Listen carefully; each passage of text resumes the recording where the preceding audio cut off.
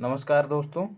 Bihar PCS की प्रारंभिक परीक्षाओं में अब तक जो भी सवाल पूछे गए हैं हम लोग उनको हल कर रहे हैं। क्यों? क्योंकि इनकी महत्ता ज़्यादा है आने वाली आगामी परीक्षा के लिए। लगभग 20 से 30 सवाल जो हैं रिपीट हो जाएंगे, तो इस वजह से इनको छोड़ना बिल्कुल नहीं है। तो क्या है साथियों, इस सीरीज के तहत जो है हम लोग इतिहास लेके चल रहे हैं। इसके बाद जो है अगला सेगमेंट राज्य व्यवस्था होगा, और इतिहास में भी आधुनिक भारत का इतिहास चल रहा है। इस पोर्शन से ज़्यादा सवाल पूछे जाते हैं, इस वजह से इसको हम 2-3 भागों में करने वाले हैं। तो इसको जो है हल्के में नहीं लेना, क्योंकि सवाल ज़्यादा पूछे जाएंगे इसी सेगमेंट से। तो एक लेक्चर और हम लोगों को करना पड़ेगा, उतने में जो है कंप्लीट हो जाएगा। लगभग 400 सवाल हैं और 100 सवाल हम लोग कंप्लीट कर चुके हैं। तो बिना वक्त ज़ाया किए चलिए स्टार्ट करते हैं। इनमें से किसने 1893 में शिकागो में आयोजित धर्म संसद में भाग लिया था? सभी लोग जान रहे होंगे, स्वामी विवेकानंद जी ने। फिर है, स्वामी विवेकानंद ने रामकृष्ण मिशन की स्थापना कब की थी? दोस्तों सवाल पूछ लिया जाता है, तो 1897 में की थी। और स्थान भी पूछा जाएगा दोस्तों, तो बेलूर मठ कोलकाता में की थी, याद रखना है। बेलूर कोलकाता, KKT, कोलकाता को शॉर्ट फॉर्म में KKT लिखता हूँ। और मित्रों, इनके जो गुरु थे उनका नाम क्या था? रामकृष्ण परमहंस। उन्हीं के नाम पर इन्होंने मिशन की स्थापना की थी। फिर है, दयानंद सरस्वती द्वारा स्थापित समाज है कौन सा? दोस्तों पूछ लिया जाता है, तो याद रखना है आर्य समाज। कब इसकी स्थापना की थी ये भी याद रखना है, 1875 में। फिर सवाल पूछा जाएगा कहाँ स्थापना की थी, तो बम्बई में की थी। और दयानंद सरस्वती का प्रारंभिक नाम क्या था? बचपन का नाम मूल शंकर था, यह भी आपको याद रखना है। फिर है, आर्य समाज का मुख्यालय दोस्तों कहाँ था? प्रारंभ में लाहौर में था, यह भी पूछ लिया जाता है। अगला सवाल दोस्तों, कई लोगों का कहना है कि रिवीजन के लिए समय कम बचेगा, तो थोड़ा धीरज रखिए, धैर्य रखिए। आपको जो भी कंटेंट दे रहा हूँ एकदम ऑथेंटिक कंटेंट दे रहा हूँ, क्योंकि साथियों वही व्यक्ति आपको सही रास्ता दिखा सकता है जो वहाँ तक गया हो। कोई व्यक्ति यदि अमेरिका तक गया है वही आपको बता पाएगा कि कितने खड्डे हैं, किधर नहीं जाना है, किधर आपको जाना है। सही रास्ता वही बता पाएगा, ना कि बिना जाया हुआ व्यक्ति। तो भरोसा रखिए, चीज़ें जो हैं आपको भले ही एकदम समय से ना मिल पा रही हों, लेकिन इतना तो आश्वस्त रहिए कि परीक्षा से पहले आपको पूरा दे दूंगा। क्योंकि दोस्तों कुछ मेरी भी बाध्यताएं हैं, तो इस वजह से, लेकिन आप लोगों का जो समर्पण है, जो सहयोग है, उसके चलते मैं जल्दी से जल्दी चीज़ें उपलब्ध कराऊंगा आपको, क्योंकि सब्सक्राइबर बढ़ रहे हैं लगातार। इसी तरह से प्रेम और स्नेह बनाए रखिए दोस्तों। फिर है, किसने 1873 में सत्य शोधक समाज की स्थापना की थी? दोस्तों तो फिर से वही हैं, 1873 में कौन? ज्योतिबा फुले जी। इन्होंने सत्य शोधक समाज की स्थापना की थी। इनकी दोस्तों एक पुस्तक थी, वह कौन सी थी? गुलामगिरी। पूछ लिया जाता है कि किसकी पुस्तक है, तो क्या था दोस्तों? इनके सत्य शोधक समाज का उद्देश्य पाखंडी ब्राह्मणों एवं उनके अवसरवादी धर्म ग्रंथों से निम्न जातियों की रक्षा करना इसका उद्देश्य था, याद रखना है। मतलब ब्राह्मण विरोधी यह इनका जो है समाज था। फिर है दोस्तों, सत्य शोधक समाज की स्थापना किसने की? फिर से वही क्वेश्चन रिपीट हुआ है। आगे साथियों जो रिपीटेड क्वेश्चन है उस पर मैंने आर लिख दिया है, तो उसको मैं एक्सप्लेन नहीं करूँगा, बाकी आगे कंटिन्यू रखूँगा। फिर है 105 नंबर, थियोसॉफिकल सोसाइटी की स्थापना दोस्तों किसने की थी? तो रूसी महिला, याद रखिए रूस की है महिला, क्या नाम है उनका? ब्लावेट्स्की, याद रखना है। और साथियों अमेरिकी सैन्य अधिकारी कर्नल एल्कॉट ने जो है न्यूयॉर्क में इसकी स्थापना की थी। कब? 1875 में, याद रखना है। बाद में यह सोसाइटी भारत में आई, और भारत में जो है अड्यार नामक स्थान जो कि मद्रास के पास स्थित था, वहाँ पर इसका मुख्यालय खोला गया। उद्देश्य इसका दोस्तों क्या रहा है? थियोसॉफिकल सोसाइटी का हिंदू धर्म के लोगों के अंदर जो है आत्मविश्वास जगाना, और उनकी जो संस्कृति रही है अब तक की, उसके बारे में उनमें जागरूकता उत्पन्न करना, कि जो उनकी संस्कृति रही है वह गौरवपूर्ण रही है, उससे उनको कुछ सीख लेनी चाहिए। यह इसका उद्देश्य था दोस्तों। फिर है, भारतीय राष्ट्रीय कांग्रेस की प्रथम महिला अध्यक्ष कौन थी? साथियों कई बार सवाल पूछा जाता है और लोग गलत कर देते हैं। प्रथम महिला की बात हो रही है दोस्तों, तो श्रीमती एनी बेसेंट थी। कब यह साथियों अध्यक्ष बनी, तो याद रखना है 1917 में भारतीय राष्ट्रीय कांग्रेस का जो अधिवेशन हुआ दोस्तों, तो वहाँ पर जो है ये पहली महिला अध्यक्ष बनी। फिर अगर पूछा जाए कि पहली भारतीय महिला, तो याद रखना है आपको सरोजिनी नायडू को बताना है। कब अध्यक्ष बनी, 1925 में बनी है। कहाँ, कानपुर अधिवेशन में। और ये क्रम भी याद रखना है आपको, 40वें क्रम की थी। और केवल महिला की बात करी जाए तो दूसरी महिला इनको कहा जा सकता है। इनका जन्म दोस्तों कहाँ हुआ था, हैदराबाद में हुआ था, ये भी याद रखना है सरोजिनी नायडू जी का। और ये बर्तनी भी पूछ ली जाती है आपसे, सरोजिनी होता है ना कि सरोजनी, सरोजिनी होता है, याद रखना है। भारतीय राष्ट्रीय कांग्रेस की प्रथम महिला अध्यक्ष कौन थी दोस्तों, तो फिर से वही एनी बेसेंट थी। भारत में नारी आंदोलन इनकी प्रेरणा से आरंभ हुआ। किन की प्रेरणा से दोस्तों, तो ज्योतिबा फुले जो है दिया गया है विकल्प में, पद्माबाई रानाडे, एनी बेसेंट, सरोजिनी नायडू, ज्योतिबा फुले। तो ज्योतिबा फुले को हम सही करके आएंगे। क्यों दोस्तों, क्योंकि वैसे तो साथियों आंदोलन जो है रमाबाई रानाडे ने शुरू किया। आधुनिक भारत में महिला आंदोलन की प्रणेता जो है रमाबाई रानाडे को कहा जाता है। लेकिन दोस्तों रानाडे जो है इसमें विकल्प में है नहीं, तब जो है ज्योतिबा फुले को ही करेंगे। क्योंकि दोस्तों इन्होंने नारी शिक्षा पर विशेष ध्यान दिया, उनकी समानता पर विशेष ध्यान दिया, विवाह की उम्र बढ़ाने पर विशेष ध्यान दिया, साथ ही उनको शिक्षित करने, तमाम मतलब नारी उत्थान के सारे काम किए। तो दोस्तों 1848 में जो है ज्योतिबा फुले ने पहला विद्यालय खोला लड़कियों के लिए समर्पित, मुंबई में था। यह सवाल भी पूछ लिया जाएगा, मुंबई में खोला, इन्होंने नहीं दिया है लेकिन मैं आपको बता रहा हूँ। फिर है प्रार्थना समाज, यंग इंडिया, लोक हितवादी, सत्यशोधक समाज, रहनुमाई मजदेवसन सभा। निम्न में से सही विकल्प को चुन के दिखाइए। तब प्रार्थना समाज दोस्तों किसने स्थापना करी, आत्माराम पांडुरंग ने। यंग इंडिया दोस्तों कल भी हम चर्चा किए थे, मोहनदास करमचंद गांधी जी का अखबार है। फिर है लोक हितवादी दोस्तों किसे कहा जाता है, तो गोपाल हरि देशमुख को लोक हितवादी कहा जाता है। सत्य शोधक समाज की स्थापना किसने की दोस्तों, ज्योतिबा फुले ने की। फिर है रहनुमाई मजदेवसन, तो नौरोजी फुरदोनजी ने इसकी स्थापना की। तो सही विकल्प दोस्तों बी होगा, याद रखना है। लोक हितवादी जो है गोपाल हरि देशमुख को कहा जाता है। ऐसे ही व्यक्ति जो हैं CF एंड्रयूज, इनको दोस्तों दीन बंधु कहा जाता है। दीन दुखियों की सेवा करने के नाते इनको जो है दीन बंधु की उपाधि किसने दी दोस्तों, महात्मा गांधी ने दी थी, याद रखना है। लोक हितवादी गोपाल हरि देशमुख और दीन बंधु CF एंड्रयूज, याद रखना है।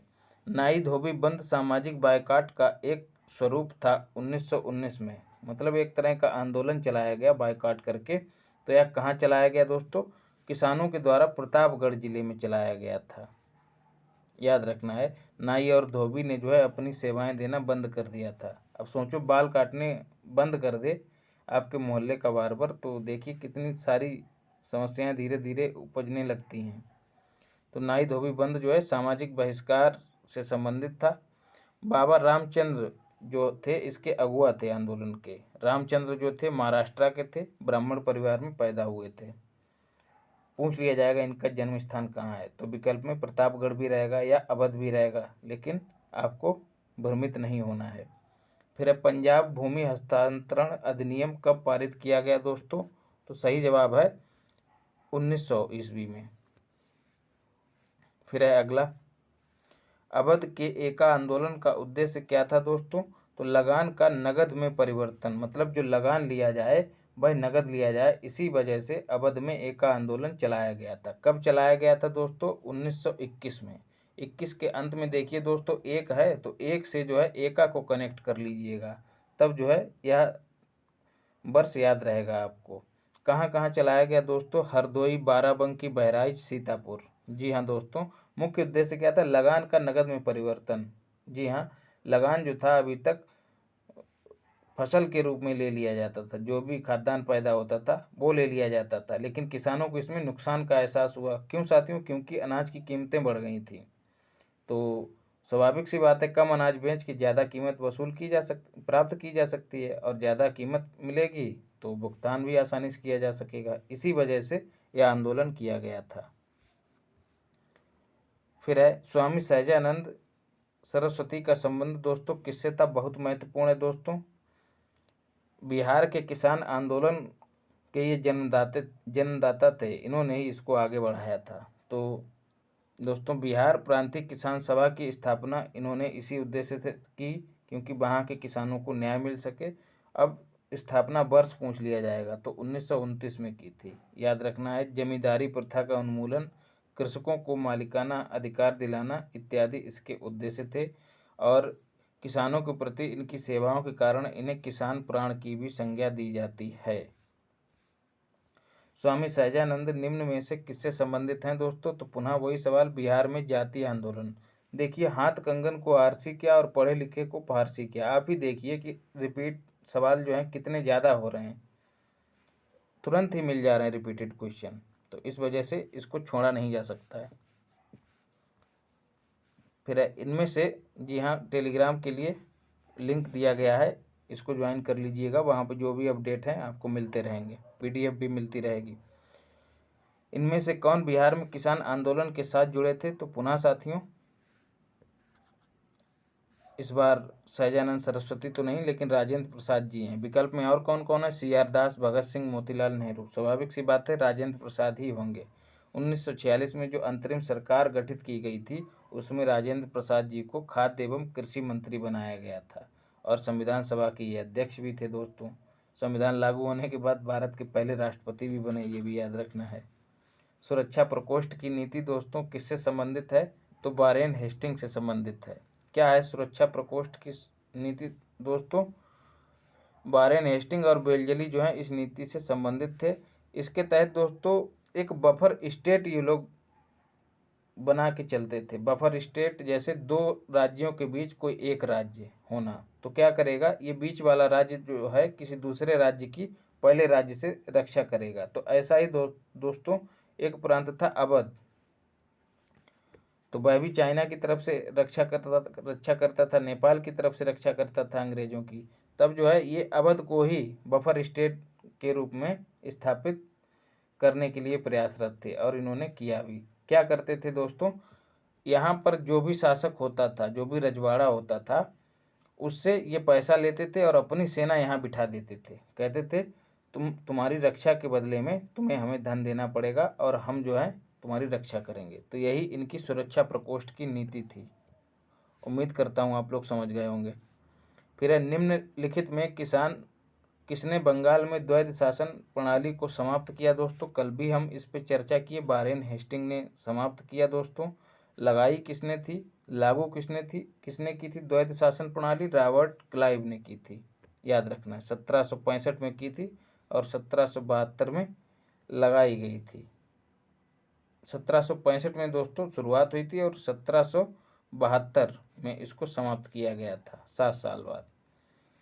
तो कल बता दिया था कि द्वैध शासन क्या होता है। लॉर्ड वेल्जली की सहायक संधि को स्वीकार करने वाला पहला मराठा सरदार दोस्तों कौन था? तो याद रखना है, पेशवा बाजीराव द्वितीय थे।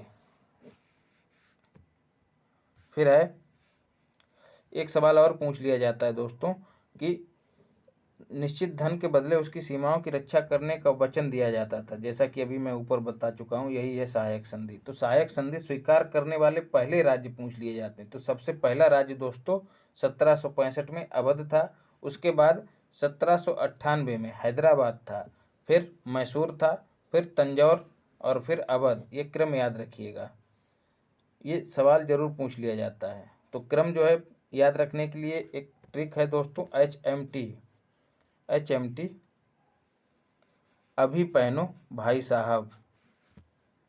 H का मतलब हैदराबाद, M का मतलब मैसूर, और T का मतलब तंजौर दोस्तों, A का मतलब अवध, और B का मतलब अभी, P का मतलब दोस्तों अभी पहनो, P का मतलब पेशवा, और अभी पहनो भाई साहब। बी, बी का मतलब भोंसले और एस का मतलब सिंधिया। तो इस तरह से क्रम आपको याद रखना है। और पहला हैदराबाद, और यदि अवध ना हो तो हैदराबाद, यदि अवध है तो अवध को पहला करना है विकल्प में। उम्मीद करता हूँ ट्रिक आपको पसंद आया होगा। ट्रिक दोस्तों ऐसा ही होना चाहिए जिसको याद करने में दिक्कत ना हो, सहूलियत हो हमको याद करने में, या फिर कोई ऐसा ट्रिक हो जिससे 10-12 सवाल बनते हों। जैसे हम लोगों ने जब प्राचीन इतिहास पढ़ रहे थे तो आर बी पी के अपॉन ए के और ए के अपॉन MSMB। तो दोस्तों देखिए 4 4 8 4 12 सवाल बन रहे हैं। तो ये ट्रिक जो है कहे थे आपसे कि अपनी स्टडी टेबल के आगे चिपका लियो। तो इस तरह का ट्रिक याद भी कर लिया जाता है। भारत में प्रथम जनगणना दोस्तों किस वर्ष हुई थी? तो याद रखना है 1872 में हुई थी। प्रथम जनगणना 1872 में कराई गई थी। फिर उसके बाद जो विधिवत जनगणना जो है वह 1881 में कराई गई थी, रिपन के समय में। पहली जो है लॉर्ड मेयो के समय में कराई गई थी। कैसे याद रखना है कि पहले किसने कराई? तो मेयो जो है एम से शुरू होता है दोस्तों, और रिपन जो है आर से शुरू होता है। तो एम के बाद आर आता है। तो याद रखना पहली वाली जनगणना एम मतलब मेयो ने, और दूसरी वाली जनगणना आर मतलब रिपन ने कराई थी। लिट्टन लाया रिपन हटाया, वर्नाकुलर प्रेस एक्ट दोस्तों लिट्टन लेके आया था और लॉर्ड रिपन हटाए थे उसको। महारानी विक्टोरिया को भारत की साम्राज्ञी नियुक्त किया गया था दोस्तों कब? 1877 में। ब्रिटिश संसद ने एक राज उपाधि अधिनियम पारित किया था जिसके तहत इनको कैसरे हिंद की उपाधि दी थी। और इसी समय जो है एक भव्य वैभवशाली दरबार का आयोजन किया गया था दिल्ली में 1877 में। उसी समय जो है इनको साम्राज्ञी नियुक्त किया गया था। बम्बई प्रेसिडेंसी एसोसिएशन की स्थापना किसने की थी दोस्तों? ई मतलब कई लोगों ने की थी। फिरोज शाह मेहता भी इसमें शामिल थे, KT तेलंग भी शामिल थे, और बदरुद्दीन तैयब जी इसमें शामिल थे। लेकिन दोस्तों WC बनर्जी इसमें शामिल नहीं थे। तो एक से ज़्यादा विकल्प हैं तो विकल्प ई सही उत्तर है। भारत संघ के संस्थापक कौन थे दोस्तों? इंपॉर्टेंट क्वेश्चन है, याद रखना। सुरेंद्र नाथ बनर्जी, इसको इंडियन एसोसिएशन भी कहते हैं। कांग्रेस से पहले साथियों यह एक महत्वपूर्ण संस्था थी, याद रखना है। 1876 में इसकी स्थापना की थी सुरेंद्र नाथ बनर्जी और आनंद मोहन बोस ने मिलकर। इंडियन एसोसिएशन याद रखना है, कांग्रेस से पूर्व अखिल भारतीय स्तर की महत्वपूर्ण संस्था थी ये इंडियन एसोसिएशन। 1876 में इंडियन एसोसिएशन की स्थापना किसने की थी? पुनः साथियों रिपीटेड क्वेश्चन है। फिर है राष्ट्रीय कांग्रेस से पूर्व सबसे प्रमुख संस्था कौन सी थी? अभी हम लोग चर्चा कर चुके हैं, इंडियन एसोसिएशन थी। सुरेंद्र नाथ बनर्जी को किस वर्ष भारतीय सिविल सर्विसेज से हटाया गया? ये भी याद रखना है, 1874 ईस्वी में हटाया गया था। मामूली भूल की वजह से इन्हें इनके पद से हटा दिया गया था। दोस्तों ये तो खाली बहाना खोजते थे, इनका मुख्य उद्देश्य यही था कि ऊंचे पद पे कोई भारतीय ना पहुंचे, और या कठिन से कठिन परीक्षा पास करके सुरेंद्र नाथ बनर्जी गए भी तो इनको छोटे मोटे आरोप के नाम पे हटा दिया। फिर है राजनीतिक सुधारों को लेकर विरोध करने वाले पहले भारतीय कौन थे दोस्तों? तो राम मोहन राय, राजा राम मोहन राय। कल भी हमने इनको विस्तार से पढ़ा था। मद्रास महाजन सभा की स्थापना दोस्तों कब की गई थी? तो 1884 में की गई थी। अब 1884 विकल्प में नहीं है तो स्टार इस पर लगा दिया गया है। किसने किसने की थी यह याद रखिएगा। बी राघवाचारी ने की थी, जी सुब्रमण्यम, पी आनंद चार्लू ने की थी। फिर है दोस्तों भारतीय राष्ट्रीय कांग्रेस के प्रथम अधिवेशन में कितने प्रतिनिधियों ने भाग लिया था? तो सही जवाब है 72 प्रतिनिधियों ने भाग लिया था। इसकी स्थापना कब हुई थी कांग्रेस की? 1885 में A.O. ह्यूम के द्वारा की गई थी, जो कि अवकाश प्राप्त एक अंग्रेज अधिकारी थे। इसका पहला अधिवेशन दोस्तों 28 दिसंबर 1885 को कहाँ हुआ? बम्बई में हुआ। किस जगह हुआ? गोकुलदास तेजपाल संस्कृति विद्यालय में हुआ। 72 प्रतिनिधियों ने भाग लिया था, याद रखना है। और इसके जो प्रथम महासचिव जो थे दोस्तों A.O. ह्यूम थे। सचिव पूछ लिए जाते हैं, अध्यक्ष पूछे जाते हैं तो याद रखना WC बनर्जी या फिर व्योमेश चंद्र बनर्जी। कन्फ्यूज नहीं होना है, कभी कभी पूरा नाम दे देता है, कभी कभी WC रहता है। फिर 129 रिपीटेड है, R लिखा है। 30 भी रिपीटेड है, 31 भी रिपीटेड है, 32 देखते हैं। भारतीय राष्ट्रीय कांग्रेस के संस्थापक थे दोस्तों असैनिक सेवक, विज्ञानी, सामाजिक कार्यकर्ता, मिलिट्री कमांडर। तो सही जवाब है असैनिक सेवक थे। एओ ह्यूम की बात हो रही है। फिर अगला क्वेश्चन रिपीटेड है। फिर भारतीय राष्ट्रीय कांग्रेस के दूसरे अधिवेशन की अध्यक्षता किसने की थी दोस्तों? दादा भाई नौरोजी ने की थी। कब हुआ दूसरा अधिवेशन? 1886 में। कहाँ हुआ? कलकत्ता में हुआ। अध्यक्षता दादा भाई नौरोजी ने की थी।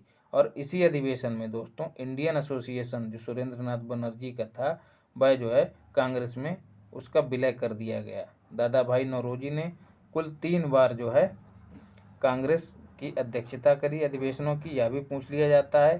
पहली दोस्तों कलकत्ता में करी, दूसरी जो है 1893 में लाहौर में करी, और तीसरी जो है पुनः दोस्तों कलकत्ता में करी। कब? 1906 में। तो कंफ्यूज नहीं होना है, एकदम रट लेना है। महात्मा गांधी ने भारतीय राष्ट्रीय कांग्रेस के किस अधिवेशन की अध्यक्षता की दोस्तों? तो 1924 में कर्नाटक के बेलगांव में जो अधिवेशन हुआ उसकी अध्यक्षता महात्मा गांधी ने की थी, और 39वें क्रम का था, याद रखना है। गांधी जी ने 39वें क्रम का और सरोजिनी नायडू जी ने 40वें क्रम का। तो गांधी जी 1924 और सरोजिनी नायडू जी 1925 में कांग्रेस के अध्यक्ष बने। गांधी जी बेलगांव कर्नाटक और 1925 में सरोजिनी नायडू कानपुर के NP। याद रखिएगा दोस्तों, इस तरह से इसीलिए इसको कहे हैं MDA मल्टी डायमेंशनल अप्रोच। कई चीज़ें परस्पर जोड़ के हम लोग याद रखेंगे तो ज़्यादा समय तक याद रहेंगी। और PYQ का मतलब है दोस्तों प्रीवियस ईयर क्वेश्चंस। फिर है इंडियन नेशनल कांग्रेस की प्रथम भारतीय महिला अध्यक्ष कौन थी दोस्तों? सरोजिनी नायडू थी, याद रखना है। कब इत्री, वर्तनी भी पूछ ली जाती है, कवित्री नहीं होता, कब इत्री होता है। राष्ट्रवादी और नेत्री थी ये। हैदराबाद में इनका जन्म हुआ था दोस्तों, अभी हम लोग ऊपर पढ़ भी चुके हैं। पहली महिला की बात की जाए तो एनी बेसेंट, पहली भारतीय महिला की बात की जाए तो सरोजिनी नायडू अध्यक्ष थी। और उत्तर प्रदेश वाले देख लें, कभी कभी पूछ लिया जाता है कि ये कब से कब तक उत्तर प्रदेश की पहली महिला राज्यपाल रहीं, तो याद रखना है 1947 से 1949 तक। जन्म इनका हैदराबाद में हुआ था। भारतीय राष्ट्रीय कांग्रेस का 27वां अधिवेशन किस स्थान पर हुआ था दोस्तों? मोस्ट इंपॉर्टेंट है क्योंकि बिहार स्पेशल से संबंधित है।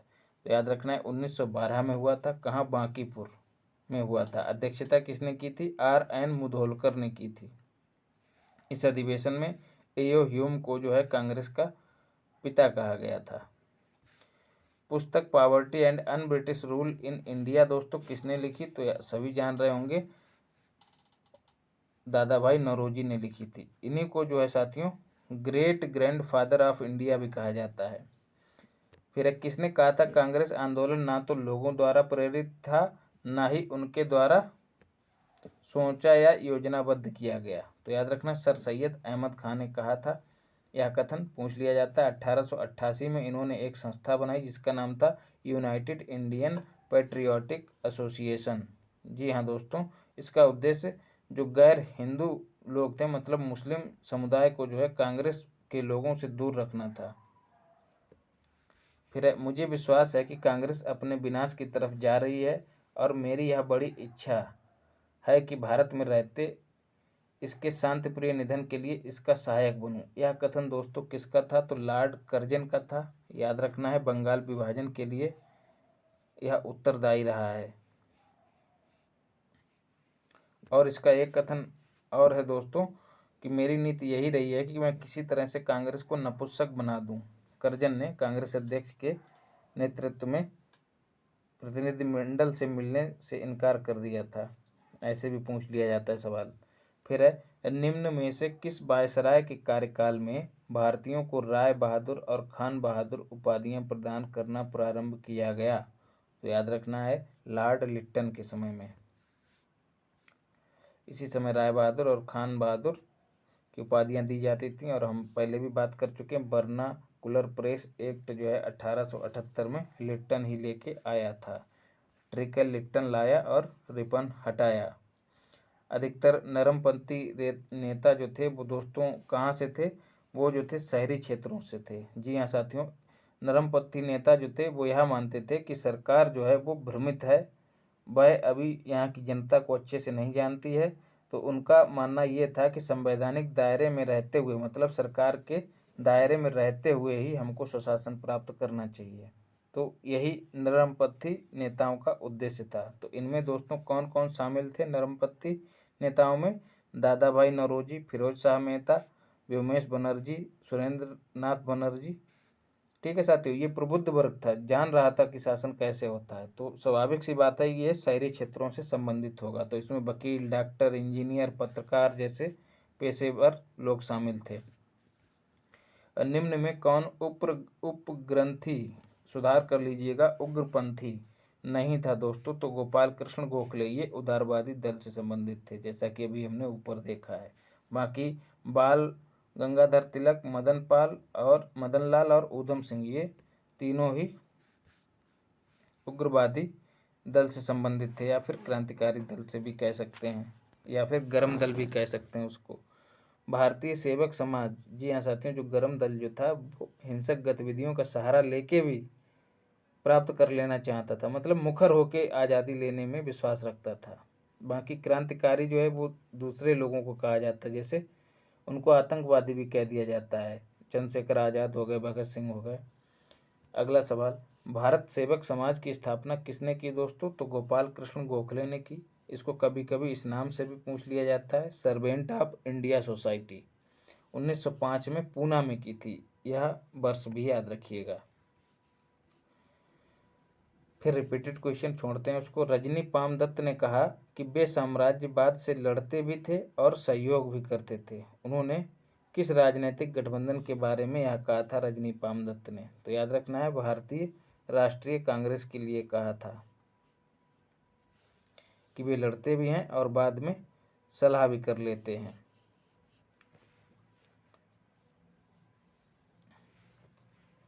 जैसे कांग्रेस जो है कई मौक़ों पे विरोध करती थी और कई मौक़ों पे जो है अंग्रेज़ों के साथ हो जाती थी। जैसे प्रथम विश्व युद्ध में भारतीयों ने सहयोग किया कांग्रेस उसका, ब्रिटिश सरकार का, और गांधी इरविन वार्ता में भी बातचीत हुई। लेकिन वहीं असहयोग आंदोलन की बात कर ली जाए या सविनय अवज्ञा की बात कर ली जाए तो स्थिति जो है एकदम विपरीत थी। भारतीय राष्ट्रीय आंदोलन गर्मपंथियों के प्रभावाधीन में कब आया दोस्तों? 1909 के बाद आया। और बाल बाल पाल जो कहा जाता है साथियों, वो जो है गरम दल के प्रमुख नेता थे। बाल का मतलब बाल गंगाधर तिलक, पाल का मतलब बिपिन चंद्र पाल, और लाल का मतलब लाला लाजपत राय। इन्हीं तीनों को संयुक्त रूप से जो है लाल बाल पाल कहा जाता है। याद रखना, लाल बाल और पाल पूछ लिया जाता है सीधे, लाल बाल पाल कहा जाता है। फिर बाल गंगाधर तिलक, लोकमान्य तिलक के नाम से उनको जाना जाता है। कब से? जब वे एक लोकप्रिय शिक्षक बने। जी हाँ, यह भी एक फैक्टर था। उसके बाद उन्होंने एक लोकप्रिय अखबार शुरू किया, यह भी एक फैक्टर था। शिवाजी गणपति उत्सव, मतलब संयुक्त रूप से जो है इन सब प्रभावों के चलते उनको लोकमान्य की उपाधि दी गई थी।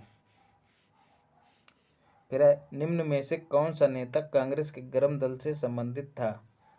तो अरविंद घोष गरम दल से संबंधित थे। इनका एक कथन है कि कांग्रेस क्षय रोग से मरने वाली है। सीधे पूछा जा सकता है कि किसने कहा कि कांग्रेस क्षय रोग से मरने वाली है? तो अरविंद घोष ने कहा था। फिर जो अलीपुर षड्यंत्र के मामले में इन पे मुकदमा चला, बाद में इनको बरी कर दिया गया और बाद में ये स्वतंत्रता संग्राम से विमुख हो गए और सन्यासी बन गए और पुदुचेरी, पांडिचेरी चले गए।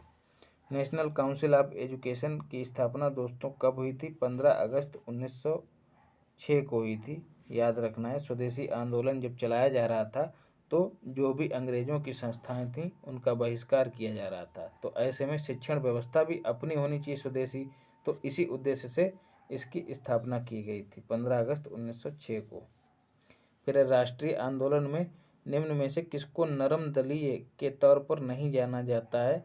तो बाल गंगाधर तिलक जो थे वो गरम दल से संबंधित थे, बाकी सब नरम दल से संबंधित थे। दादा भाई नौरोजी, गोपाल कृष्ण गोखले बोले तो GK जी, MG रानाडे। कांग्रेस के नरम दल के नेताओं की आंदोलन की पद्धति कैसी थी दोस्तों? राजवामबद्ध आंदोलन। जी हाँ, अभी हम ऊपर भी कह चुके हैं कि ये जो है सीधे सीधे विरोध नहीं करना चाहते थे ब्रिटिश सरकार का। ये इनका मानना था कि सरकार जो है अपने लक्ष्य से भटकी हुई है, उसे जो है आईना दिखा के रास्ते पर लाया जा सकता है। तो ये टर्म याद कर लीजिएगा, कॉन्स्टिट्यूशनल एजिटेशन। जी हाँ, राजवामबद्ध आंदोलन। शेर पंजाब के नाम से दोस्तों किसे जाना जाता है? तो लाला लाजपत राय को जाना जाता है। इन्हें पंजाब केसरी भी कहा जाता है, याद रखना है। अभिनव भारत से कौन संबंधित है दोस्तों? तो बीडी सावरकर बोले तो वासुदेव सावरकर, बीडी सावरकर दोस्तों जो है अभिनव भारत से संबंधित थे। वासुदेव नहीं साथियों, गलत उच्चारण हो गया। विनायक दामोदर सावरकर बीडी की फुल फॉर्म है, विनायक दामोदर।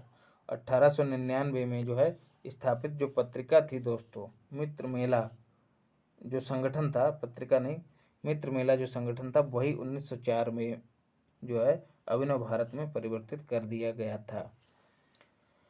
मुजफ्फरपुर में किंग्स फोर्ट की हत्या का प्रयास कब किया गया था? याद रखना है, मुजफ्फरपुर बिहार में है, मुजफ्फरनगर उत्तर प्रदेश में है, याद रखना है, कन्फ्यूज नहीं होना है। तो 1908 में किंग्स फोर्ट की हत्या का प्रयास किया गया था। किसके द्वारा दोस्तों? तो बिहार के मुजफ्फरपुर में खुदीराम बोस और प्रफुल्ल चाकी ने जो है किंग्स फोर्ट पर बम फेंका, लेकिन जो निर्दोष व्यक्ति जो हैं उनकी पत्नी और पुत्री की मृत्यु हो गई, जिनका नाम था कनेडी। तो प्रफुल्ल चाकी ने पुलिस से बचने के लिए आत्महत्या कर ली और खुदीराम बोस को जो है गिरफ्तारी कर फांसी दे दी गई थी। जी हाँ, इतिहास में सबसे कम उम्र में फांसी पर चढ़ने वाला जो था स्वतंत्रता सेनानी था। आज की पीढ़ी जो है जिस उम्र में पेन पेपर की जगह प्रेम पत्र को हाथ पे लेके सिटियाबाजी करना पसंद करती है, उस उम्र में ये व्यक्ति जो है फांसी चढ़ गया दोस्तों। सोचिए कितना पागलपन रहा उसका देश के प्रति। और आजकल देशभक्ति जो है महज स्टेटस और फेसबुक व्हाट्सएप स्टेटस तक सिमट के रह गई है, सोचने वाली बात है। खुदीराम बोस ने किस स्थान पर किंग्स फोर्ट की? रिपीटेड क्वेश्चन है, छोड़ते हैं, आगे बढ़ते हैं। फिर है, निम्न में से कौन एक राष्ट्रवादी समाचार पत्र नहीं था दोस्तों? तो द टाइम्स ऑफ इंडिया नहीं था, बाकी बंगाली भी था, द हिंदू भी था और दी महरत्ता भी था, याद रखना है। क्रांतिकारी गतिविधियों के साथ कौन सी पत्रिका जुड़ी हुई थी दोस्तों? नहीं जुड़ी थी। तो सही जवाब है यंग इंडिया नहीं जुड़ी थी। तो बाकी संध्या, गदर और युगांतर तीनों जुड़ी थी। इसको याद रखने का ट्रिक क्या है? संध्या, गदर, युगांतर, आतंकवाद भयंकर। जी हाँ, भयंकर आतंकवाद या फिर उग्रवाद। अंग्रेजों के द्वारा जो सेनानी थे, जो हिंसात्मक गतिविधियों के माध्यम से आज़ाद कराना चाह रहे थे देश को, उनको उग्रवादी आतंकवादी कहा जाता था। कुछ इतिहासकार भी उनको यही नाम देते हैं। तो उसी परिप्रेक्ष्य में हमने कहा है भयंकर आतंकवाद। तो संध्या, गदर, युगांतर, आतंकवाद भयंकर। तो ये सवाल पूछ लिया जाता है, तो भूले ना, इस वजह से ट्रिक दे दिया गया है।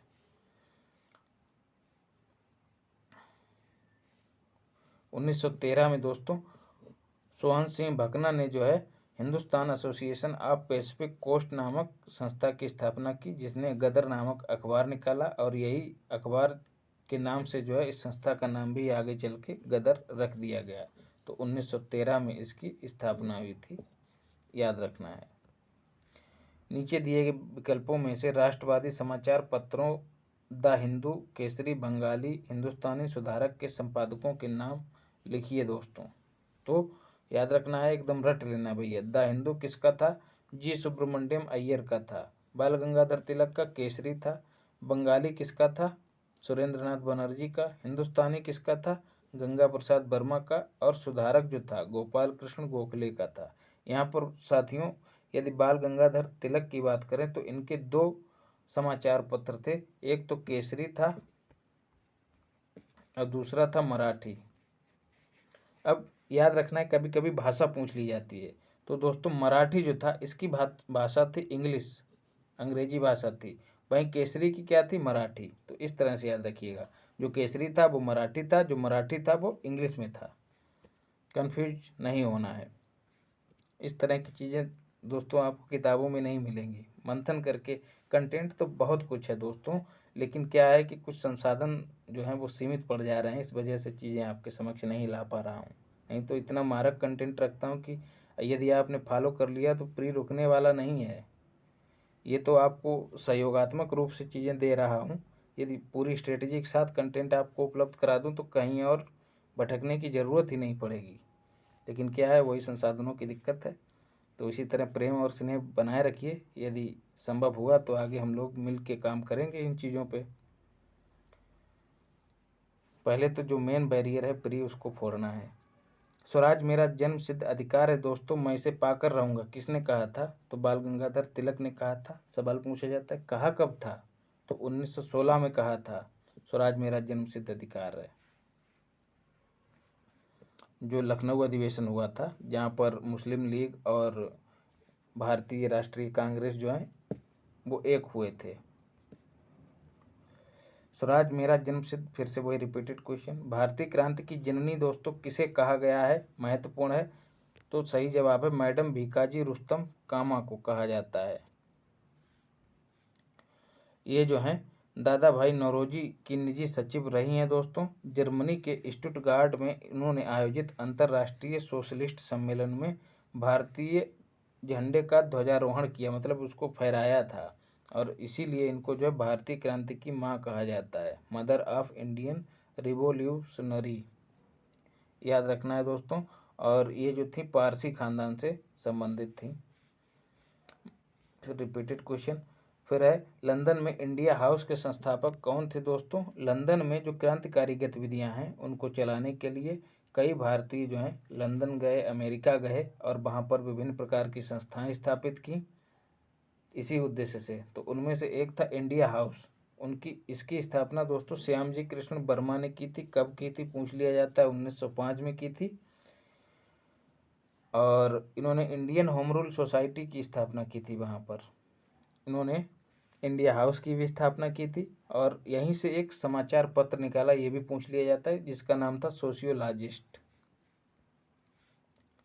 बंगाल विभाजन के विषय में किसने कहा था कि विभाजन हमारे ऊपर बम की तरह गिरेगा दोस्तों? तो सुरेंद्र नाथ बनर्जी ने कहा था।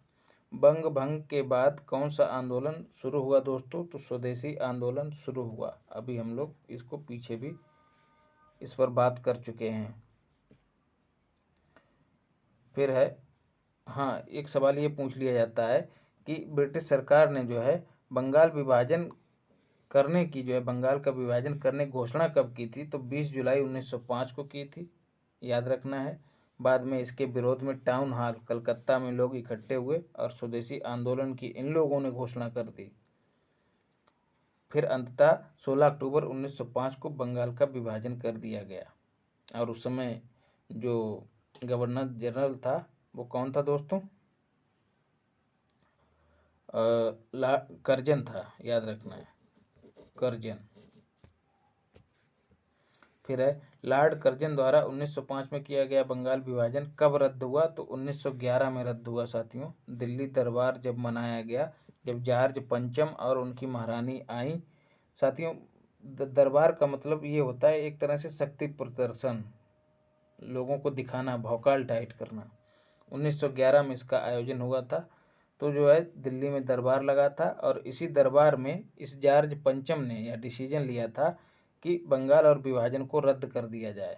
तो 12 दिसंबर 1911 को रद्द घोषित कर दिया गया और इसी दिन जो है, मतलब इस दिन रद्द घोषित कर दिया गया और कलकत्ता की जगह दिल्ली को राजधानी बनाया गया। तो याद रखना है 1911 में बंगाल विभाजन को रद्द किया गया और 1912 में राजधानी जो है कलकत्ता से दिल्ली लाई गई। भ्रमित नहीं होना है। कांग्रेस ने स्वराज प्रस्ताव वर्ष 1905 में पारित किया। इसका उद्देश्य क्या था दोस्तों? तो स्वशासन सुनिश्चित करना इसका उद्देश्य था।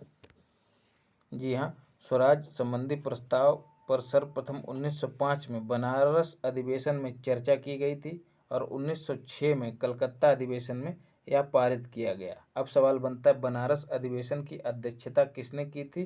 तो गोपाल कृष्ण गोखले ने की थी। जी ने की थी, गोपाल कृष्ण गोखले ने। और 1906 में कलकत्ता अधिवेशन की अध्यक्षता किसने की थी? पीछे भी पढ़ चुके हैं, दादा भाई नौरोजी, बोले तो DBN। फिर 20वीं सदी के प्रारंभिक वर्षों में कांग्रेस में विभाजन की प्रक्रिया शुरू हुई। क्यों साथियों? क्योंकि कुछ रणनीतियों के चलते शुरू हुई विभाजन की स्वर उठना शुरू हुए, कुछ आंदोलन के उद्देश्यों को लेकर, कुछ आंदोलन में भागीदारी को लेकर, तो इन सबको मिलाकर जो है कांग्रेस में विभाजन के सवाल उठने लग गए थे, प्रश्न उठने लगे, और अंततोगत्वा 1907 में जो है कांग्रेस का विभाजन हो गया। कहाँ? सूरत में। और बाद में यह कहाँ साथियों? माफ़ कीजिएगा, कहाँ पे आ गए हैं हम? 1907 में, हाँ, सूरत में कांग्रेस अधिवेशन, सूरत अधिवेशन में जो है कांग्रेस का विभाजन हो गया था। फिर है, मुसलमान यदि खुश और संतुष्ट हैं तो भारत में ब्रिटिश शक्ति का महत्व बचाव होगा। यह कथन किसका है दोस्तों? तो W हंटर का है। द इंडियन मुसलमान जो है इनकी पुस्तक थी। सीधे सीधे पुस्तक भी पूछ ली जाती है मिसलेनियस के तहत। किस वर्ष हिंदुस्तान रिपब्लिकन एसोसिएशन की स्थापना हुई थी दोस्तों? तो 1924 में क्रांतिकारी गतिविधियों को अंजाम देने के लिए कानपुर, उत्तर प्रदेश के कानपुर, KNP बोले तो कानपुर में जो है सचिंद्र सान्याल और राम प्रसाद बिस्मिल जैसे क्रांतिकारियों ने इसका गठन किया था। तो इसका नाम था HRA, हिंदुस्तान रिपब्लिकन एसोसिएशन। इसको हरा भी कह देते हैं। हरा जो है साथियों 4 साल बाद 1928 में जो है हरा जो है हसरा में बदल गया था। HSRA हसरा में बदल गया था। मतलब ये जो संगठन पहले बना था इसका और उन्नत संस्करण इन्होंने जारी कर दिया। कहाँ दोस्तों? 1928 में दिल्ली के फिरोज शाह कोटला मैदान में, FSK बोले तो फिरोज शाह कोटला मैदान में जो है इसका पुनर्गठन किया। किसने? चंद्रशेखर आज़ाद ने किया और भगत सिंह जैसे क्रांतिकारियों ने किया। तो 1928 में हिंदुस्तान रिपब्लिक एसोसिएशन जो है हिंदुस्तान सोशलिस्ट रिपब्लिक एसोसिएशन हो गई थी। आई थिंक कि आप लोग समझ गए होंगे।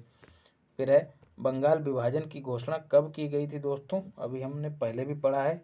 विकल्प में इन्होंने 20 जुलाई नहीं दिया है, तो सर्वाधिक नज़दीक उत्तर कौन सा होगा? ए वाला ही होगा।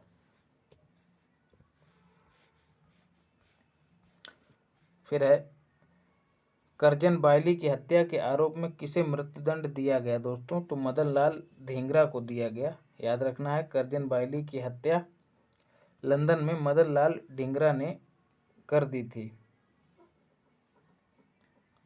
याद रखना है। फिर है, मॉन्टेग्यू चेम्सफोर्ड की रिपोर्ट जो है किस अधिनियम का आधार बनी दोस्तों? तो भारत सरकार अधिनियम 1919 का आधार बनी। याद रखना है साथियों, मॉन्टेग्यू चेम्सफोर्ड ये जो नाम है दोस्तों इसमें पूछ लिया जाता है कि भारत सचिव कौन थे और वायसराय कौन थे। आपको याद होगा कि 1958 के बाद जो GG था बोले तो गवर्नर जनरल ऑफ इंडिया था, वह जो है वायसराय हो गया था। तो दोस्तों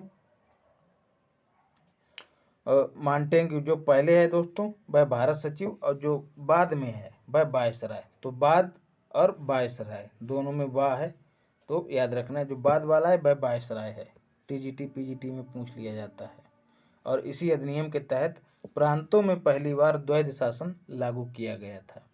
1976 में न्यू लैम्प फॉर ओल्ड पूछ लिया जाता है किसकी पुस्तक है या फिर लेखों की श्रृंखला है? तो याद रखना है अरबिंदो घोष की है। इसमें क्या हुआ? सर्वहारा वर्ग के साथ संपर्क से बाहर होने के लिए कांग्रेस की आलोचना की गई थी। सर्वहारा वर्ग दोस्तों कौन सा वर्ग होता है? जिसमें मजदूर वर्ग आता है, एकदम समाज का निचला तबका आता है, उसी को सर्वहारा वर्ग कहा जाता है। तो इनका कहना था कि कांग्रेस जो है इन लोगों को बाहर किए हुए है, मतलब पूंजीवादियों की संस्था है कांग्रेस, इनका ऐसा कहना था। अरविंद घोष। काकोरी ट्रेन डकैती कांड में किन क्रांतिकारियों को फांसी दी गई थी दोस्तों? तो राम प्रसाद बिस्मिल, अशफाक उल्ला खां, याद रखना है राम प्रसाद बिस्मिल, अशफाक उल्ला खां और रोशन लाल रोशन लाल, ये सब साथियों हमारे ज़िले के हैं, शाहजहाँपुर के। और अशफाक उल्लाह हो ही गए हैं, राम प्रसाद बिस्मिल और राजेंद्र लाहिड़ी, ये चारों जो हैं, इन चारों को पकड़ के फांसी दे दी गई थी। और जो चंद्रशेखर आज़ाद जो थे वह बच गए थे। हुआ क्या था, काकोरी ट्रेन डकैती कांड, जिसका अब नाम करंट अफेयर में बदल के ट्रेन एक्शन कर दिया है उत्तर प्रदेश सरकार ने। तो इन्होंने लोगों ने मिलकर खजाना लूट लिया था अंग्रेजों का। कब हुई थी घटना ये, यूपी वाले विशेष रूप से याद रखें, 9 अगस्त 1925 को हुई थी। तो यूपी में सवाल साथियों ऐसे भी पूछ लिया जाता है कि इनको फांसी कहाँ कहाँ दी गई थी, तो वो आगे बताएंगे जब यूपी स्पेशल पढ़ेंगे, अभी तो बिहार वालों के संदर्भ में पढ़ रहे हैं। ट्रिक है इसका भी अच्छा। हिंदुस्तान सोशलिस्ट रिपब्लिकन आर्मी के संस्थापक नेताओं में कौन से थे इनमें से, तो बी आर अम्बेडकर, सुभाष चंद्र बोस, जयप्रकाश नारायण, भगत सिंह। जैसा कि अभी हम ऊपर पढ़ चुके हैं, हसरा की बात हो रही है हिंदुस्तान सोशलिस्ट रिपब्लिकन आर्मी की, जो कि 1928 में स्थापित हुई थी। तो भगत सिंह जो थे इसके संस्थापक नेताओं में एक थे। फिर है, निम्नलिखित पंक्तियों को किसने लिखा, सरफरोशी की तमन्ना अब हमारे दिल में है, देखना है जोर कितना बाजुए कातिल में है। यह दोस्तों किसने लिखा, तो राम प्रसाद बिस्मिल ने लिखा। इनका जन्म दोस्तों पटना में हुआ था, इसलिए महत्वपूर्ण है, लेकिन बाद में ये उत्तर प्रदेश में रहने लगे थे। तो पटना में इनका जन्म हुआ था। अगर पूछा जाए कहाँ जन्म हुआ था बिस्मिल का, तो पटना में हुआ था। फिर है, प्रसिद्ध गीत सरफरोशी की तमन्ना अब हमारे दिल में है के रचयिता कौन है दोस्तों, तो राम प्रसाद बिस्मिल ही हैं। इन्होंने ई विकल्प किया है, पता नहीं किस आधार पे किया है, रिपीटेड क्वेश्चन है। इनकलाब जिंदाबाद का नारा दोस्तों किसने दिया था, नारा किसने दिया, तो नारा दोस्तों इकबाल ने दिया था, मोहम्मद इकबाल ने इसकी रचना की थी, लेकिन इसको दिया था भगत सिंह ने, उसको प्रचारित किया भगत सिंह ने। तो देने की बात हो रही तो भगत सिंह ही सही जवाब होगा, और मोहम्मद इकबाल ने इसकी रचना की थी। भगत सिंह, राजगुरु तथा सुखदेव को फांसी कब दी गई थी दोस्तों, तो 23 मार्च 1931 को दी गई थी, और 23 मार्च 1931 को इसीलिए शहीद दिवस के रूप में भी मनाते हैं।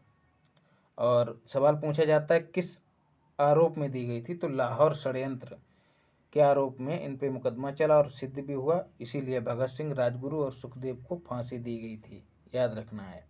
बात करी जाए मंगल पांडे को कब फांसी दी गई थी, तो 8 अप्रैल, कल हम लोगों ने बात करी है, 8 अप्रैल 1857 को मंगल पांडे को फांसी दी गई। फिर बात दोस्तों 27 फरवरी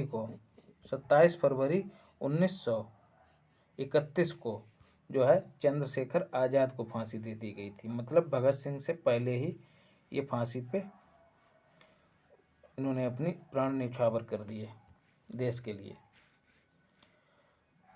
फिर रिपीटेड क्वेश्चन, सरकार के विरोध में असेंबली में बम फेंकने के समय भगत सिंह की उम्र क्या थी दोस्तों। अब देखो बिहार कहाँ घुस के पूछ रहा है, 21 साल उम्र थी, याद रख लीजिएगा।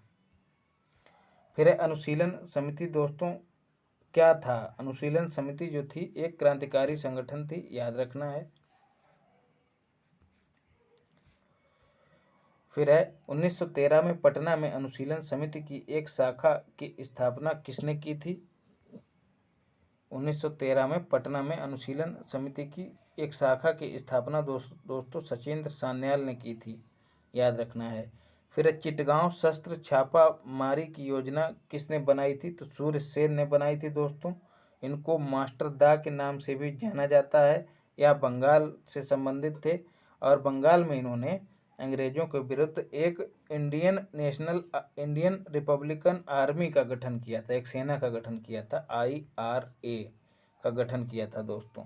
और इसी को लेके 1930 में इन्होंने अंग्रेजों के जो शस्त्रागार था उस पर हमला बोल दिया, और वहाँ से जो शस्त्र थे वो अपने अंडर में कर लिए, बाद में अटैक कर दिया और इनके खिलाफ विद्रोह किया, अंग्रेजों के खिलाफ। बाद में पकड़ के मुकदमा चला के उनको फांसी दे दी गई थी। फिर है, निष्क्रिय विरोध के सिद्धांत का किसने प्रतिपादन किया था, तो याद रखना अरविंद घोष। अब दोस्तों इन्होंने नहीं बताया है, इसकी चर्चा जो है इन्होंने अपनी पुस्तक वंदे मातरम में की है। निष्क्रिय विरोध या फिर प्रतिरोध एक ही बात है।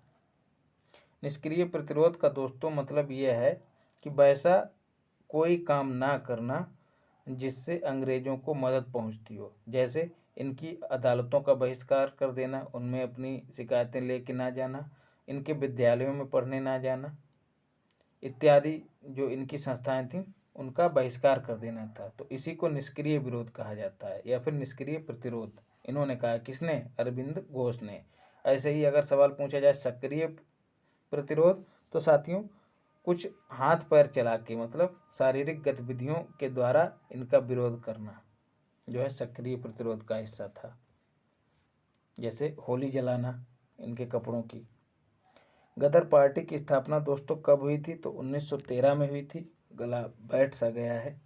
सोहन सिंह भकना के नेतृत्व में दोस्तों इस पार्टी का शुरुआत में नाम था Hindustan Association of the Pacific Coast, बाद में इसका नाम गदर कर दिया गया था।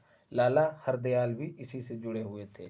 तो दो में से कोई एक मिल जाए तो उसी को संस्थापक आप कर देंगे, और दोनों मिल जा रहे हैं तब सोहन सिंह भकना को प्राथमिकता देंगे। अन्य जो सदस्य हैं कौन कौन थे दोस्तों? बरकतुल्ला, रास बिहारी बोस, राजा महेंद्र प्रताप, इनको याद रखिएगा। गदर क्रांति छिड़ने का सबसे महत्वपूर्ण कारण क्या था दोस्तों? प्रथम महायुद्ध का शुरू होना, याद रखना है दोस्तों। इन लोगों का ऐसा मानना था, जो भी विदेशों में संगठन बनाए गए थे अंतर्राष्ट्रीय स्तर पर जो आंदोलन है उसको चलाने के लिए, उनका मानना ये था कि जब प्रथम विश्व युद्ध हो रहा होगा तब जो ब्रिटेन की शक्ति जो है वो विभाजित हो जाएगी, मतलब उसका ध्यान प्रथम विश्व युद्ध पे रहेगा और हम तब तक जो है एकदम एकजुट होकर भारत को आज़ाद करा लेंगे, ऐसा इनका मानना था। तो गदर क्रांति जो है प्रथम महायुद्ध के शुरू होने के कारण ही हुई थी। फिर है गदर पार्टी की स्थापना दोस्तों कहाँ हुई थी? फिर से वही सवाल, तो याद रखना संयुक्त राज्य अमेरिका में हुई थी। कहाँ? सैन फ्रांसिस्को में हुई थी। फिर है सरदार उधम सिंह ने किसको मारा था दोस्तों? तो माइकल ओ डायर को मारा था, जिसने जो जलियांवाला हत्याकांड हुआ था दोस्तों वहाँ पर उसको अंजाम दिया था, निहत्थे लोगों पर गोलियां चलवाई थी, तो उसको जाके इन्होंने मार दिया, लंदन में जाके मारा है उसको। अब इनको यहाँ पे देना चाहिए था कि जलियांवाला बाग हत्याकांड कब हुआ था? तो 13 अप्रैल 1919 को हुआ था। किसने कहा था स्वराज मेरा जन्मसिद्ध अधिकार है? रिपीटेड क्वेश्चन है, फिर रिपीटेड।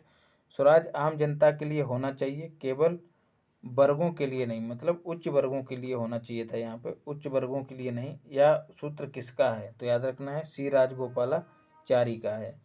इंडिया फॉर इंडियंस किताब किसने लिखी है दोस्तों? तो याद रखना है CR दास ने लिखी है, चित्तरंजन दास इनका पूरा नाम है। अनहैप्पी इंडिया पुस्तक दोस्तों किसकी है?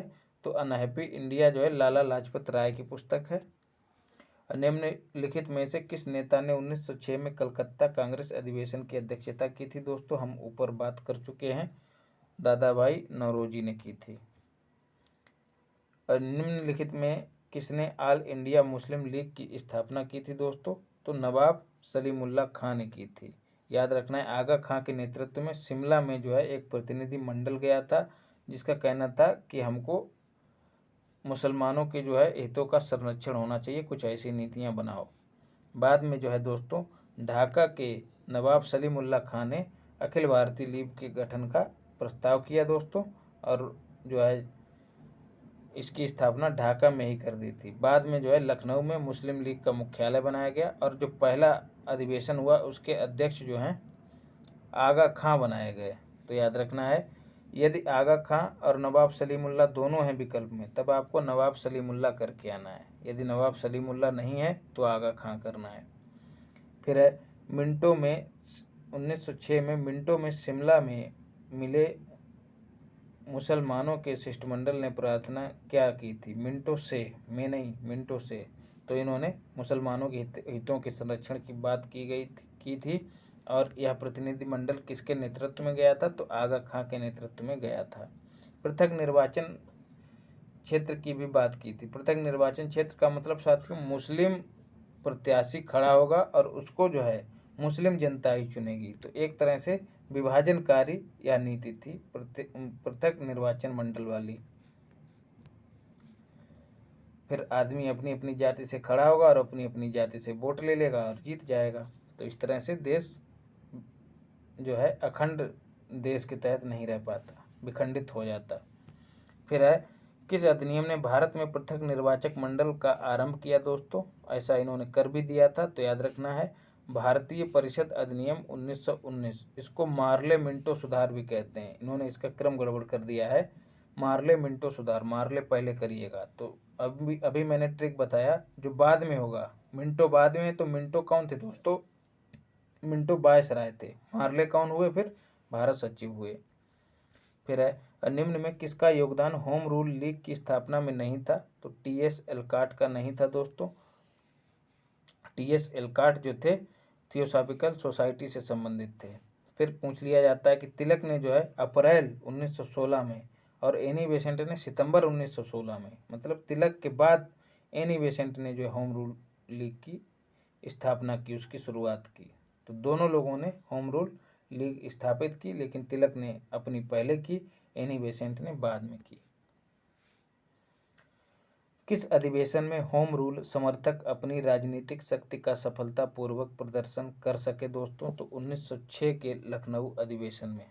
जी हाँ दोस्तों, इन्होंने मुस्लिम लीग और कांग्रेस को मिलाने में महत्वपूर्ण भूमिका निभाई थी। किसने किसने? एनी बेसेंट और तिलक ने। शिक्षा में सुधार हेतु ब्रिटिश सरकार ने सैडलर विश्वविद्यालय आयोग कब नियुक्त किया दोस्तों? तो याद रखना है 1917 में। पूछ लिया जाता है। कलकत्ता विश्वविद्यालय की संभावनाओं के अध्ययन के लिए यह आयोग गठित किया गया था। इसका उद्देश्य विश्वविद्यालय शिक्षा का सुधार करना था, अर्थात यह आयोग उच्च शिक्षा से संबंधित था। होम रूल आंदोलन भारत के स्वतंत्रता संग्राम के एक नए चरण के आरंभ का द्योतक था, क्योंकि इसने देश के सामने स्वशासन की एक ठोस योजना रखी थी। याद रखना है, इसको देख लीजिएगा चारों विकल्प।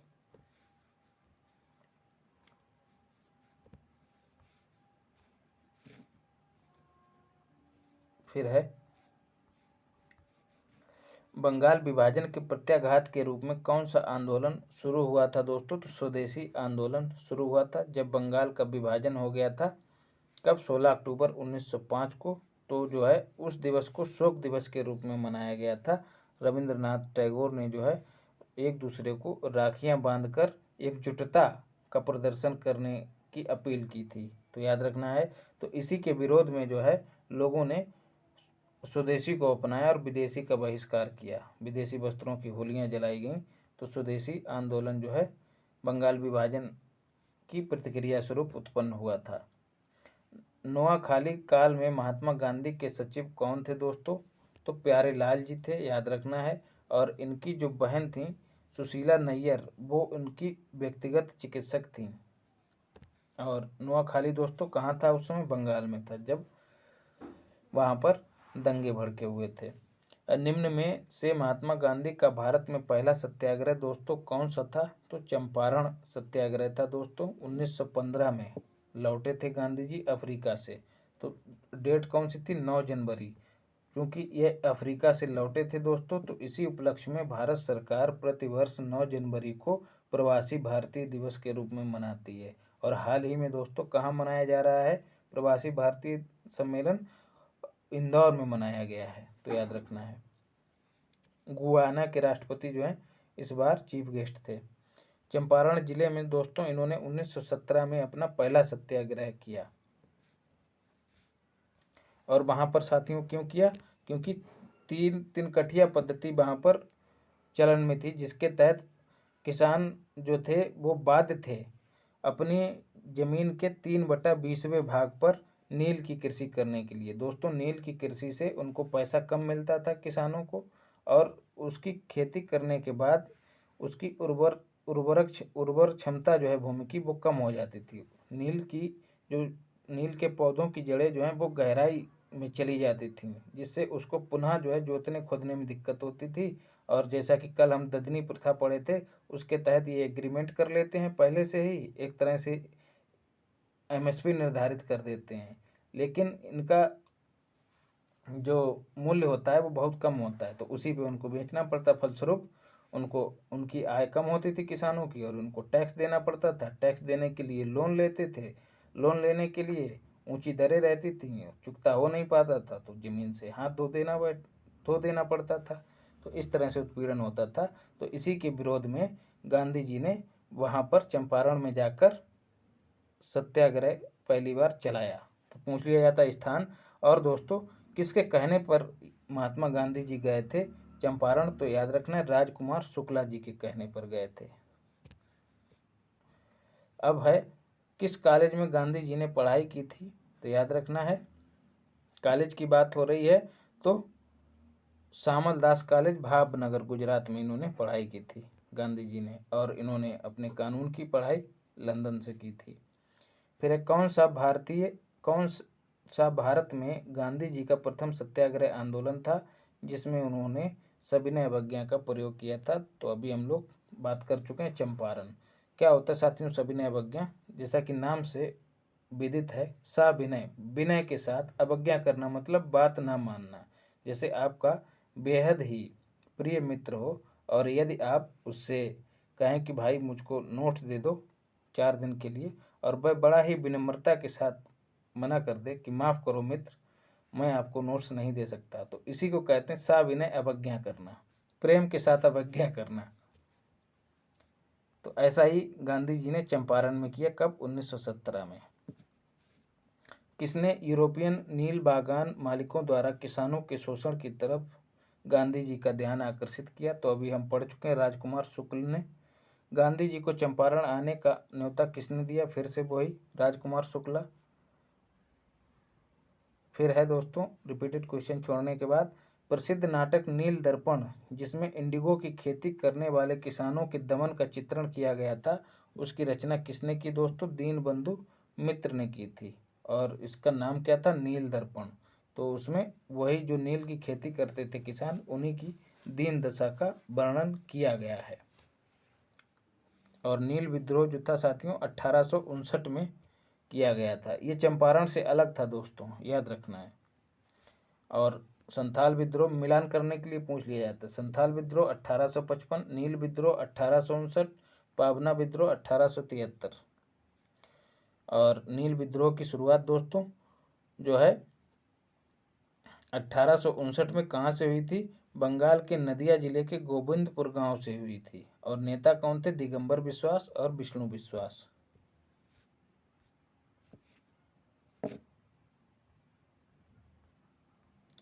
फिर है, निम्न में किस सत्याग्रह आंदोलन में गांधी जी ने प्रत्यक्ष रूप से भाग नहीं लिया? तो बायकोम सत्याग्रह में भाग नहीं लिया, बाकी राजकोट सत्याग्रह, खेड़ा और असहयोग सब में भाग लिया। बायकोम सत्याग्रह जो था मंदिर प्रवेश से संबंधित सत्याग्रह था। स्वाधीनता आंदोलन के दौरान महात्मा गांधी के करीबी अंग्रेजी मित्र कौन थे दोस्तों? तो याद रखना है, रेवरंड चार्ली एंड्रयूज, इनको CF एंड्रयूज भी कहते हैं, अभी हम लोग इनको देखे हैं। और इन्हीं को जो है गांधी जी ने दीनबंधु की उपाधि दी थी। ये जो थे दोस्तों ऑल इंडिया ट्रेड यूनियन के अध्यक्ष भी थे, रह चुके हैं। और गोलमेज सम्मेलन में भाग लेने गए थे गांधी जी के साथ। ये गोलमेज सम्मेलन दोस्तों किस क्रम का था? तो याद रखना दूसरे क्रम का था, सेकेंड। अंत्योदय कार्यक्रम का उद्देश्य दोस्तों क्या है? गरीबों में सबसे गरीब की सहायता करना। अंत्योदय मतलब अंत में, समाज के अंतिम पायदान पे खड़े व्यक्ति का भी उदय किया जा सके, यह इसका उद्देश्य है। तो वही है, गरीब से गरीब व्यक्ति की सहायता इसका उद्देश्य है। गांधी जी का दिया हुआ यह विचार है। और गांधी जी ने इसको कहाँ से लिया था? तो जॉन रस्किन की एक पुस्तक थी अनटू द लास्ट, उससे इसको लिया था। और सवाल पूछ लिया जाता है कि अनटू द लास्ट किसकी पुस्तक है? तो जॉन रस्किन की पुस्तक है। अहमदाबाद में गांधी जी द्वारा चलाए गए सत्याग्रह में किसने हिस्सा लिया था? तो औद्योगिक कर्मियों ने हिस्सा लिया था दोस्तों।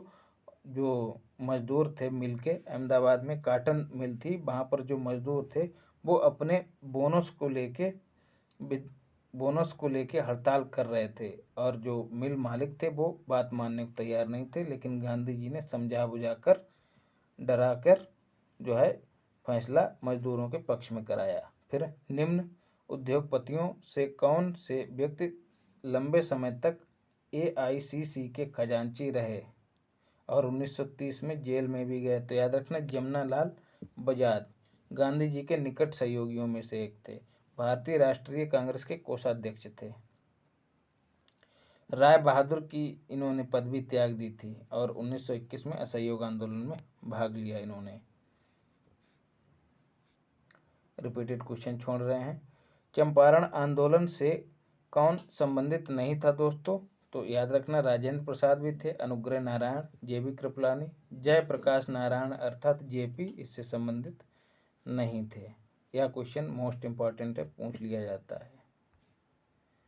महादेव देसाई भी इसी से संबंधित थे, मतलब ये लोग गांधी जी के साथ गए थे चंपारण। अनुग्रह नारायण सिन्हा, जेबी कृपलानी, राजेंद्र प्रसाद, ठीक है।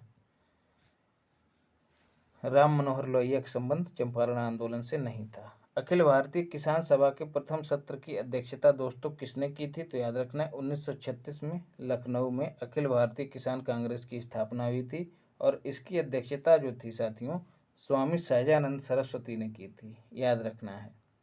और जो है अध्यक्ष थे इसके, और इसके जो किसान सभा जो थी दोस्तों, इसके महासचिव कौन थे इस समय? एनजी रंगा थे। तो सहजानंद सरस्वती अध्यक्ष थे और एनजी रंगा महासचिव थे। बाद में फैजपुर में कांग्रेस का जब सत्र चल रहा था उसी समय जब इसका दूसरा अधिवेशन हुआ अखिल भारतीय किसान कांग्रेस का, तब उसकी अध्यक्षता एनजी रंगा ने की, मतलब महासचिव से अगले वाले अधिवेशन में अध्यक्ष बन गए थे ये। बम्बई में अखिल भारतीय व्यापार संघ कांग्रेस की स्थापना कब हुई थी दोस्तों? तो 1920 में हुई थी। All India trade union Congress कहते हैं, एटक भी इसको कहते हैं। 1920 को स्थापना हुई थी और LLR बोले तो लाला लाजपत राय इसके प्रथम अध्यक्ष थे और चमन लाल जो थे प्रथम महासचिव थे। अखिल भारतीय, वो रिपीटेड क्वेश्चन दोस्तों। फिर है कम्युनिस्ट इंटरनेशनल का सदस्य बनने वाला भारत का पहला भारतीय कौन था दोस्तों? तो याद रखना है MN राय थे। कम्युनिस्ट इंटरनेशनल जो था एक संगठन था, व्लादिमीर लेनिन और रूसी पार्टी बोल्शेविक द्वारा गठित किया गया था। तो कम्युनिस्ट इंटरनेशनल के सदस्य बनने वाले पहले भारतीय कौन थे? MN राय थे। भारतीय उच्चायुक्त के पद का सृजन किस अधिनियम के तहत किया गया था दोस्तों? तो भारत सरकार अधिनियम 1919 के तहत। रॉलेट एक्ट का भारतीय राष्ट्रीय कांग्रेस ने विरोध किया क्योंकि इसका लक्ष्य क्या था दोस्तों? वैयक्तिक स्वतंत्रता को सीमित करना। काला कानून भी इसको कहा जाता था। नो वकील, नो अपील, नो दलील, इस तरह का सिद्धांत था इसका। जमानत नहीं हो सकती थी, जैसे वर्तमान में UAPA एक्ट है। जी हाँ, कल मैंने इसको बताया भी था, 1967 में ये लाया गया था। जलियांवाला बाग नरसंहार किस गांधीवादी सत्याग्रह के संबंध में हुआ था? तो रॉलेट सत्याग्रह के संबंध में हुआ था। इसी के विरोध में लोग इकट्ठे हुए थे जलियांवाला बाग में, और जनरल डायर ने जो था गोलियां चलवा दी थी। फिर जलियांवाला बाग में प्रदर्शन के लिए लोग क्यों जमा हुए थे? तो साथियों दो क्रांतिकारी थे जिनका नाम था किचलू, सैफुद्दीन किचलू और सत्यपाल। इनको बंदी बना लिया गया था अंग्रेजों के द्वारा। तो इनके विरोध में लोग इकट्ठे हुए थे। कहाँ? जलियांवाला बाग में। लेकिन निहत्थे लोगों पर जनरल डायर ने गोलियां चलवा दी थी। रविंद्रनाथ टैगोर ने अपनी नाइटहुड उपाधि किस कारण त्याग दी थी दोस्तों? तो जलियांवाला बाग हत्याकांड के कारण। कब हुआ था यह कांड? 13 अप्रैल 1919 को हुआ था। लंदन में 13 मार्च 1940 को सर माइकल ओडायर को गोली से किसने मारा था? तो ऊधम सिंह ने मारा था, याद रखना है। लंदन में घुस के जाके मार के आए। फिर रिपीटेड क्वेश्चन, उसको छोड़ते हैं, आगे बढ़ते हैं। किसने खिलाफत आंदोलन को हिंदुओं और मुसलमानों की एकता के एक ऐसे अवसर के रूप में देखा जो 100 वर्षों में भी पुनः प्रस्तुत नहीं हुआ? तो गांधी जी ने इस अवसर को देखा था। जी हाँ दोस्तों, खिलाफत आंदोलन जो कि होने वाला था दोस्तों 1919 में दिल्ली में अखिल भारतीय खिलाफत कमेटी का अधिवेशन हुआ, जिसका उद्देश्य यही था कि खिलाफत आंदोलन को शुरू किया जाए। अध्यक्षता इसकी किसने की थी? गांधी जी ने की थी। खिलाफत आंदोलन शुरू होने के बाद गांधी जी ने यह अनुभव किया कि हिंदू मुसलमान को एक करने का यह अच्छा अवसर है। खिलाफत आंदोलन साथियों क्यों हो रहा था? क्योंकि ब्रिटेन जो था मुस्लिमों के जो खलीफा होते हैं, तुर्की में जो खलीफा थे उनके विरुद्ध था। तो संपूर्ण मुस्लिम समुदाय जो था नाराज था अंग्रेजों से। तो गांधी जी ने इस अवसर को भुनाने के लिए खिलाफत आंदोलन को जो है कांग्रेस का समर्थन दिया। अगला सवाल, खिलाफत कमेटी की सभा जिसने गांधी को असहयोग आंदोलन के नेतृत्व को संभालने का अनुरोध किया था वह किस शहर में हुआ था? तो याद रखना इलाहाबाद में हुआ था।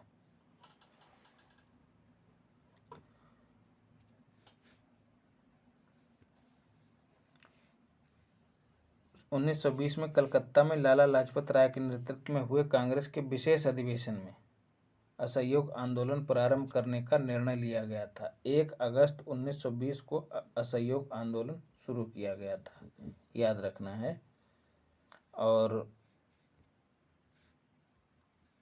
फिर अगला क्वेश्चन है, गांधी जी के असहयोग आंदोलन में लोगों को शराब से परहेज करने का आग्रह किया गया और इससे क्या हुआ? राजस्व में भारी कमी आई। तो सरकार ने क्या किया दोस्तों? फिर से लोगों को शराब पीने के लिए प्रेरित किया और उसके लिए क्या किया? जो रोल मॉडल थे, जो नामी ग्रामी लोग थे, उनका प्रचार किया, उनका नाम लिखाया। तो ऐसा कहाँ किया गया था दोस्तों? बिहार में।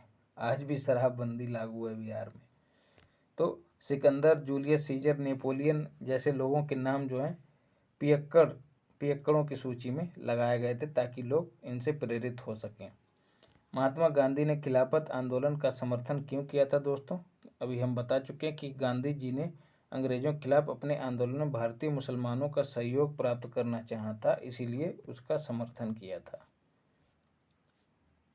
भारतीय राष्ट्रीय कांग्रेस ने असहयोग आंदोलन किस वर्ष प्रारंभ किया था? तो 1920 में प्रारंभ किया था। और विशेष अधिवेशन लाला लाजपत राय की अध्यक्षता में किया गया था 1920 में कलकत्ता में। तब जो है प्रस्ताव को मंजूरी मिली थी। लेकिन दोस्तों 1920 में जो रेगुलर इसका जो मेन अधिवेशन हुआ कहाँ? नागपुर में कांग्रेस का, जिसकी अध्यक्षता सी राघवाचारी ने की थी। इसने जो है इस अधिवेशन की मतलब ये जो असहयोग आंदोलन चलाए जाने की पुष्टि कर दी थी। फिर गांधी जी ने असहयोग आंदोलन कब प्रारंभ किया था? तो मैं अभी भी बता चुका हूँ, 1 अगस्त 1920 को प्रारंभ किया था।